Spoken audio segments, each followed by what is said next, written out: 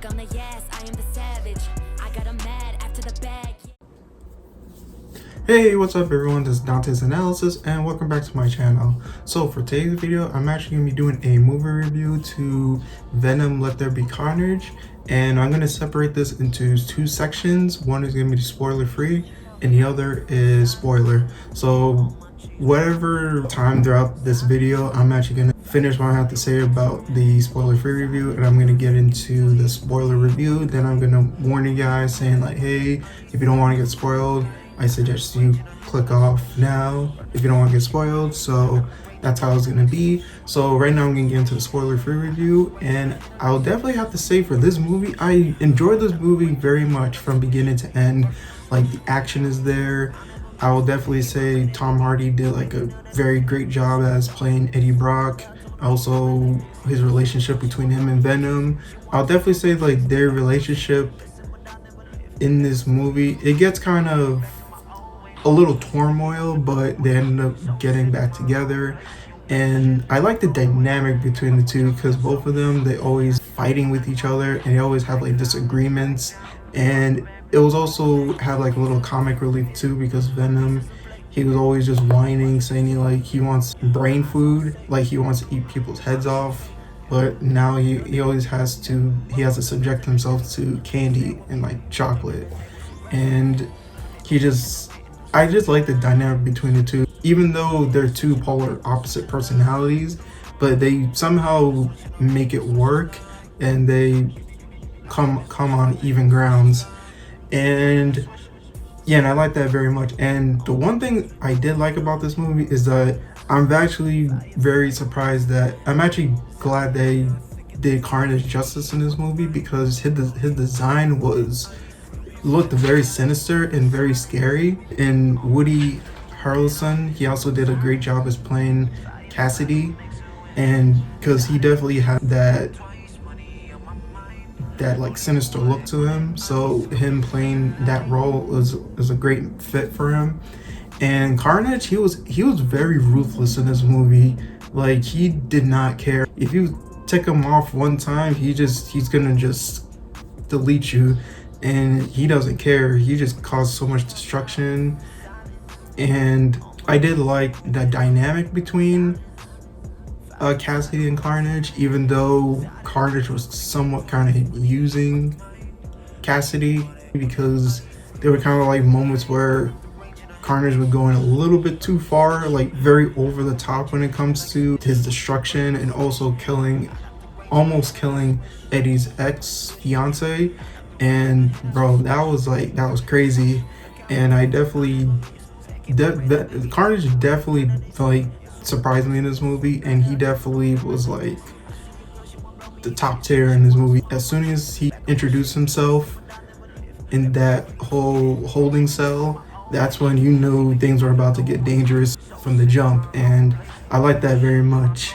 And what else do I have to say? Shriek, she was also a good side character, or like companion to Carnage. They kind of felt like literally the dynamic duo of havoc and destruction. There's a certain scene in the movie where they just go crazy, and it's just almost like, dang, like they cause so much destruction. It's kind of like, whoa, like what's going on? And yeah, man. And also with her screaming sound, that was also very cool. And it was also very funny where she did it and Carnage was very mad at her for doing it, because symbiotes are very sensitive to sound, so they didn't really, so of course Carnage didn't like that at all. And yeah, man, that was actually, I would definitely say that she was a good side character, or like a companion to Carnage, because they both did like they worked pretty well together. Yeah, man, I did like that. What else can I say about this film? Well, with spoiler free, I could definitely say that, oh yeah, also the post-credit scene, I'm actually gonna talk more about that when I get to the spoiler review part of the movie. Yo, that post-credit scene, or like a mid-credit scene, that, bro, yeesh. Yo, like, some things might happen in the next Spider-Man movie. I'm not too sure, but it does implicate that he's in. I'm not gonna release. Yo, when I saw that mid-credit scene, I was shook. I was like, wow, they're really doing this, and I'm actually very excited to see how they're gonna implement Venom into that certain universe. So yeah, man, I'll definitely say that overall, I did enjoy Venom, Let There Be Carnage from beginning to end. I did like Venom, Tom Hardy, he did well. Woody Harrelson as Carnage, Shriek, she also did very well.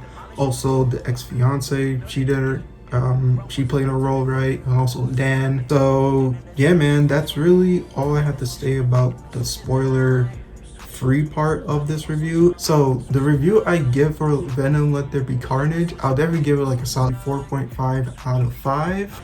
And now I'm gonna get into the spoiler part of the movie. If you guys don't want to get spoiled, I would recommend you clicking off this video now, and I'll catch you later in the next video. But now I'm getting into the spoiler part of the movie, and first thing I have to say is that yo, like Carnage and Shriek, they're like literally the dynamic duo, because when Carnage got Shriek out of that facility, bro, the amount of havoc and destruction that both of them caused in that one place was insane. I was like, oh my gosh. I'm just sitting there thinking, like, how is Venom gonna be Carnage? And it's like, and of course, when it comes to the final battle at the church cathedral, Venom struggled a lot with Carnage, because Carnage was like a stronger version. He's like a stronger symbiote. He's technically the offspring of Venom, so it's kind of like with the red symbiotes, they're a lot stronger than the normal ones. So Venom struggled a lot, and I'm just sitting there thinking, like, dang, how's Venom gonna defeat Carnage, because Carnage is too strong. And they actually came up with a great plan to use the bell. Also the bell, and also using Shriek's sonic sound to separate the symbiotes from their hosts. And yeah, man, that was actually pretty cool, and it was actually a great way to use that kind of weakness to their advantage. And I was kind of surprised that they killed Cassidy off this quickly in the film, because I really did want them to maybe in future films maybe keep Cassie around, and when they do explore like the potential multiverse of the next Venom movie, that's when they could like bring in the other Spider-Mans and team up to kind of defeat Carnage. But when I saw Carnage getting killed, I was like, all right, I could probably sit with that. And true, with the multiverse, technically no one's really dead, so he could come back in some sort of way, or grab another Carnage from another universe. And yeah, I did like the movie very well. I definitely did like the dynamic between Eddie and Venom, how throughout the whole movie they didn't really get along with each other, and it kind of shows the progression of their relationship and friendship. And towards the end, Venom did say he loves Eddie, and yeah, man, it looks like they're more on great terms now. And now I want to get into the mid-credit scene, bro. Yo, when I saw that mid-credit scene, I was like, holy crap, Venom is actually in the MCU timeline, or in the MCU universe now, like the main one now. Because Eddie was on some beach watching a Spanish soap opera, and he was talking with Venom, and Venom saying that he has like all these like I think like trillions and eons of knowledge about like the symbiote history and everything. And when they were talking, the whole room just shakes, and Eddie is just transferred into another dimension. It's basically the same area but in a different like universe. And on the television it shows the reveal of J. Jonah Jameson revealing the identity of Spider-Man, which is Peter Parker. And Eddie ends up transforming to Venom, and Venom just goes closer to the TV, and he just like that guy and just starts licking the TV.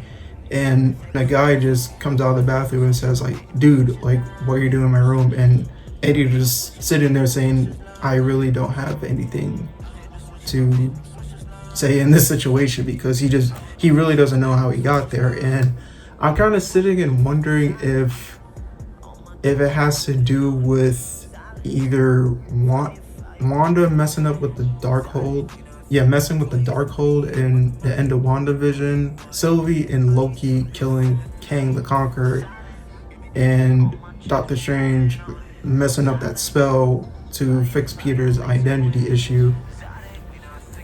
So I don't know if it's like one of those three that caused that whole shift from Eddie going into the main MCU timeline. And it might be one of them, but we don't know yet.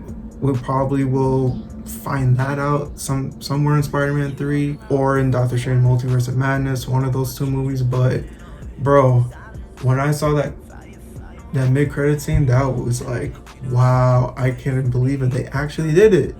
And yeah, man, I don't know if Venom's gonna make a surprise appearance in the end credit scene of Spider-Man 3, or I don't know what's gonna happen. But yeah, man, but this definitely makes us more anticipate Spider-Man 3 that's coming out in December, so I'm very excited about that. So yeah, man, that's really the spoiler review. Oh yeah, also the one thing I want to talk about is that cop that at the end of the cathedral battle, where the cop, his eyes just changed blue. I'm a little bit confused about that, because I'm not too sure if he ends up getting Shriek's powers, or does he end up becoming like a symbiote user in the future. Like, I'm not too sure how that happened. Yeah, I'm not really too sure how he ended up getting those kind of powers, but maybe they might explain that in the next Venom movie. I don't know. But yeah, that was the question I had about that movie. But overall, the movie was solid, man. And I'll definitely say, like, I'll watch it again if I have the chance to. So yeah, that's really all I got to say about the film. And again, for Venom Let There Be Carnage, I'll definitely give it a 4.5 out of 5. And thank you guys for watching this video, and I'll catch you guys later.